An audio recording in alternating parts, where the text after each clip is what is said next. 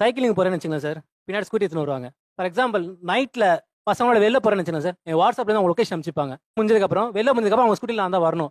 அது எப்படி தெரியுமா சார் இரிட்டேட்டிங்கா இருக்கும்? சந்தோஷ் சுப்ரமணியம், பிரகாஷ் ராஜ் மாதிரி இருக்கு சார். எனக்கு என்னால முடியல சார். கல்யாணத்துக்கு முன்னாடி அதெல்லாம் தானே எதிர்பார்த்தீங்க. நீ என் கூடவே இருக்கணும், என் கூடவே இருக்கணும், எப்பவுமே நீ என் கூட தான் இருக்கணும்னீங்களா? அதுதான் உங்க கூடவே தான் இருக்கேன் நான் இப்ப வரைக்கும். என்னங்க சார்? வாய் கொழுப்புன்னு சொல்லுவாங்கல்ல சார், பசங்களுக்கு கொஞ்சம் ஜாஸ்தி தான் சார். அது சொல்லிடுறது. ஆனா இப்படியெல்லாம் டார்ச்சர் பண்ணுவாங்கன்னு அப்ப தெரியாது கூட சார். பின்னாடி ஸ்கூட்டில அவர் பின்னாடி தானே சார் நான் போயிட்டு இருக்கேன். நமக்கு பிடிக்கியே அனுப்பிச்சுட்டு நம்மளை பிக்கப் பண்றதுக்கும் நம்ம ஒய்ஃப் வருதுன்னா அது வந்து வெளியிருந்து பார்க்கும்போது ஜாலியா சார் செம்ம ஒய்ஃப் கிடைச்சிருக்காங்களா அப்படின்னு தான் தோணும்.